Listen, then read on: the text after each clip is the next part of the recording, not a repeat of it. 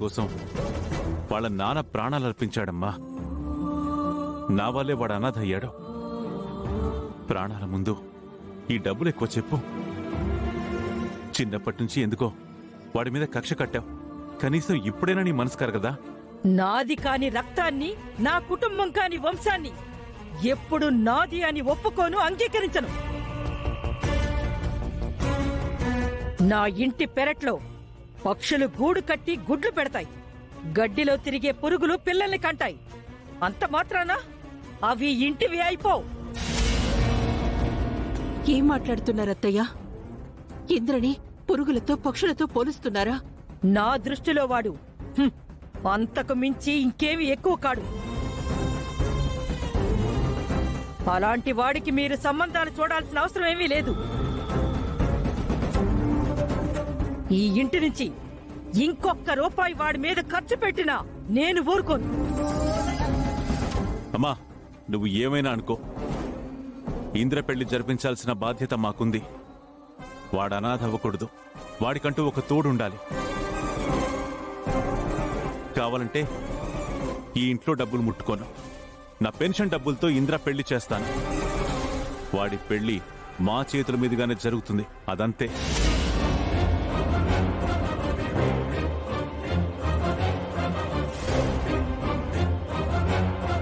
ఈ పెళ్లి ఎలా జరుగుతుందో నేను చూస్తాను.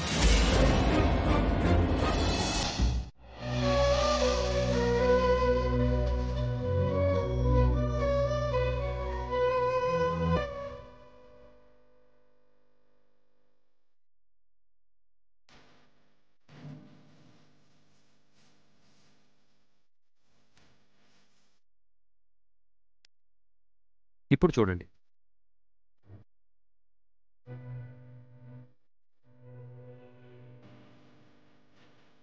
మన మధ్య ఎవరు అడ్డొచ్చినా మిమ్మల్ని మీ బిడ్డని వదిలిపెట్టను. కడదాకా మనం కలిసే ఉంటాం.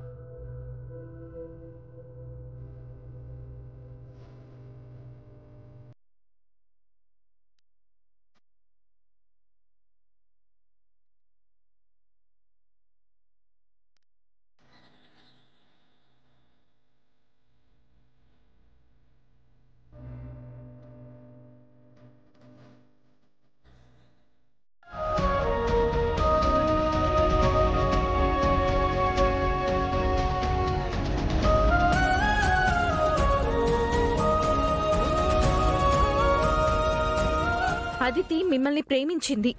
మనస వాచ కర్మణ మీరే తన భర్త కావాలి అనుకుంది. ఎప్పటికైనా మీరే తన సొంతం అని ఆశపడుతుంది. ఇంకా అదితి గురించి ఆలోచిస్తూ బాధపడుతున్నారా అహల్య గారు? ఎలాంటి స్వార్థం కల్మషం లేకుండా సాటి ఆడపిల్ల గురించి మీరు పడుతున్న ఆవేదన, బాధ, తపన చాలా గొప్పవండి. మీ స్థానంలో వేరే ఏ ఆడపిల్లున్నా మరోలా ఉండేదేమో. అందుకే మీకోసం ఏమైనా చేయాలనిపిస్తుంది. అదితి గురించి మీరేం వరి అవ్వకండి. నేను మిమ్మల్ని ఎంత బాగా చూసుకుంటున్నానో అదితిని నాకన్నా బాగా చూసుకునేవాడిని నేను తీసుకొస్తాను.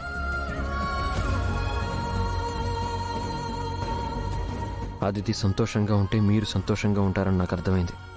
మీకు ప్రామిస్ చేస్తున్నాను అహల్య గారు, అదితిని కళ్ళల్లో పెట్టుకొని చూసుకునే గొప్ప మంచి మనసున్న వాడిని నేను తీసుకొస్తాను. నన్ను మరిపించేవాడిని తీసుకొస్తాను. ప్రామిస్ అండి.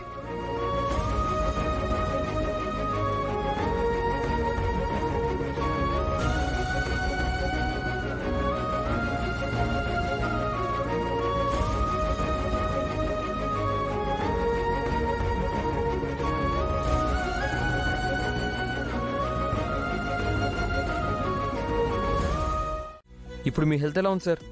ఆ రోజు మీరు చేసిన సర్జరీ వల్ల అంతా సెట్ అయిపోయింది సార్. గుడ్. ఇప్పుడు ఆనందంగా ఆరోగ్యంగా ఉంటున్నానంటే అంతా మీదయ్యా సార్. అయ్యో భలేవారే, నేను నా డ్యూటీ చేశాను. ఇంతకీ మీరు ఇక్కడ వర్క్ చేస్తున్నారా? అవును సార్. ఎవరికైనా సంబంధం చూడమంటారా? Yamini pharma company MD Yamini గారి అమ్మాయి అదితికి ఈ బ్యూరో నుంచే మ్యాచెస్ చూస్తున్నారని తెలిసింది. అది నిజమేనా? నిజమే సార్. మా మేడం గారు ఆల్రెడీ కొంతమంది అబ్బాయిల్ని చూసి పెట్టారు కూడా.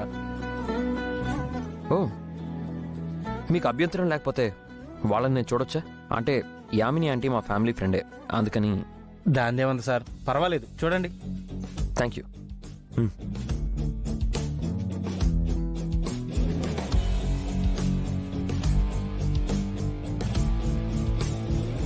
ఈ అబ్బాయి కొంచెం హైట్ తక్కువ ఉన్నాడు, కలర్ కూడా తక్కువే. అదితి పక్కన అస్సలు బాగోడు. నెక్స్ట్.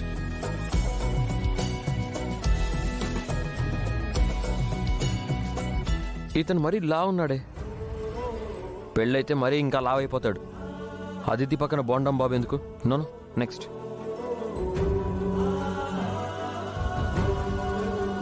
ఇతని కళ్ళు పెదాలు చూస్తుంటే బాగా స్మోక్ డ్రింక్ చేసేలా ఉన్నాడు. స్మోకర్స్ అంటే అదితికి అస్సలు ఇష్టం ఉండదు.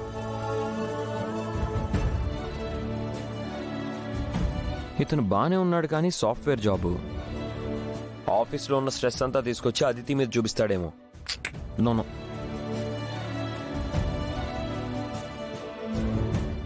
ఇతను కొంచెం ఫెయిర్గా ఉన్నాడు, బట్ నాట్ బ్యాడ్. ఇతను డాక్టరా, పైగా ఓన్ హాస్పిటల్ కూడా ఉంది. హ్యాండ్సమ్గా కూడా ఉన్నాడు. అదితి కూడా డాక్టర్ కాబట్టి ఇద్దరి జోడీ బాగుంటుంది. సేమ్ ప్రొఫెషన్ అయితే ఏ ప్రాబ్లం ఉండదు.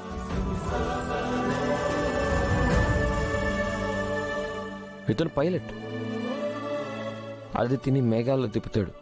అదితి హ్యాపీగా ఉంటుంది. దినేష్ గారు, ఈ ఇంజనీరు, డాక్టర్, పైలట్ ఈ ముగ్గురిని ఫైనలైజ్ చేయండి. మీ మేడం గారితో చెప్పి ఈ 3 ఫోటోలు యామిని గారి ఇంటికి వెళ్ళేలా చూడండి. Okay? Okay sir. Thank you అండి.